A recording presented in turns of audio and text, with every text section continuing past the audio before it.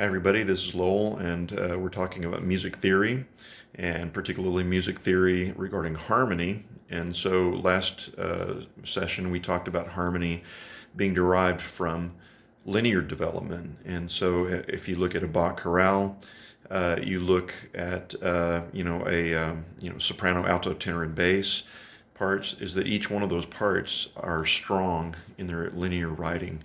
And so if you played each one of those parts individually, it would sound like a important idea. And so sometimes they would clash, sometimes they would hit each other and create dissonance and then create resolution, much like actors in a play. If you had four people acting in a drama, then you would have conflict and resolution throughout the entire drama. And I believe that Bach saw his writing and his chorale writing and all of his writing the same way. I was thinking about Duke Ellington also. Duke Ellington had a very fascinating, and I love this. I just love this concept. But he would listen to his individual players improvise. And back in the day of jazz in the early 1900s,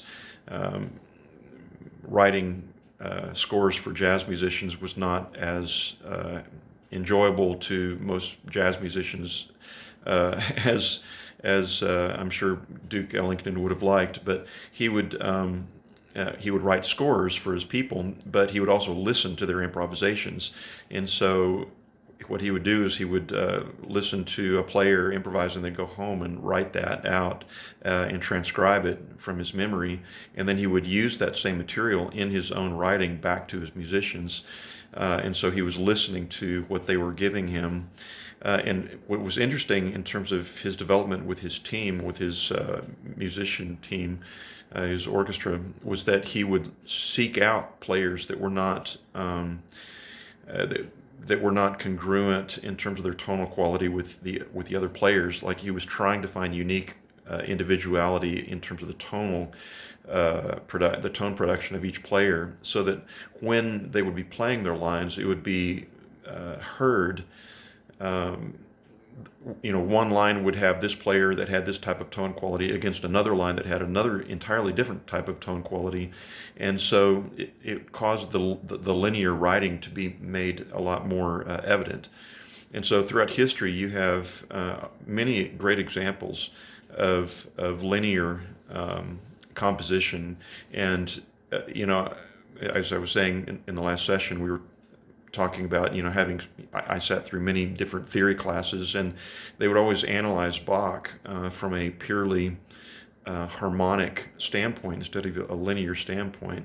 But I wanted to talk about harmonic rhythm and how harmonic, get this thing from falling down, how harmonic rhythm works. And but I'm going to approach the subject from the standpoint of linear writing. And so I'm going to have to get this in a way that you can see this. All right.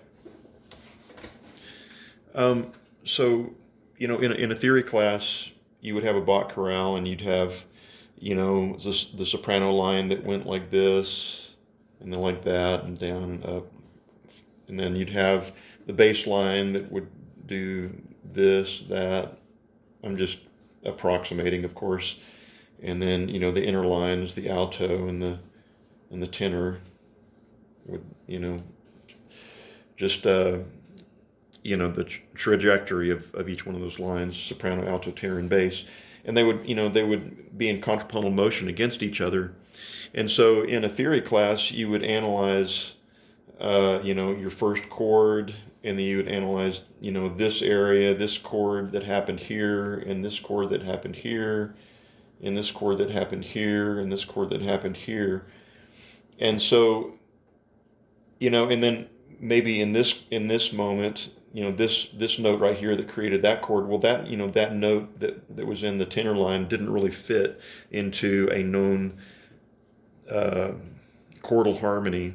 And so they would just say, well, that's not really important. That's just they would call it, that's a passing tone. Well, what Bach was thinking is that he was thinking pattern-wise, and so your patterning could be a certain intervallic pattern in the soprano line, but then he would take that same intervallic pattern and maybe flip it upside down, and that's what created this linear motion. Or he was just thinking about creating strong lines, and so it wasn't necessarily that that moment was just only a passing tone in the chord. It was really, really valuable in terms of the line and the strength of that line. So, nevertheless, in terms of creating harmonic motion and harmonic rhythm, I wanted to talk about, when you do study music theory and analysis of music, you do end up finding these pillars that are vertical, that are created by the predominant harmonic motion or predominant melodic motion, linear motion. And so the point that I'm trying to make is that even though there are moments of vertical harmony, the first thing to in my estimation, the first thing as a composer, and when you're looking at Bach and many successful composers, is what are they doing in terms of the melodic linear writing that's creating the harmony. So I know that I've made a big point about that, but going back to harmonic motion, if you do slice the lines and figure out what they're doing from a vertical standpoint, then a lot of times you'll hear a harmonic motion that's happening. Those of you who play guitar or jazz piano, understanding harmony, just basic 1-4-5 harmonic zones. A lot of times you'll end up having harmonic pillars that are established that could be 1, 3, 6, 2, 5, 1. When you end up seeing where the harmonies are going, so when you have a certain amount of time, within a measure, let's say each measure is moving forward, then that creates harmonic motion, and it literally becomes a rhythmic function that's sequential and that's patterned, that comes from the melodic motion. So you end up starting from the melodic motion, and then that creates harmonic interactions, and then those harmonic interactions end up becoming spaced equidistant, that creates rhythm. And so that's how you go from linear to vertical, or horizontal motion to vertical motion in music, and it can be seen rather nicely when you talk about the subject of harmonic rhythm.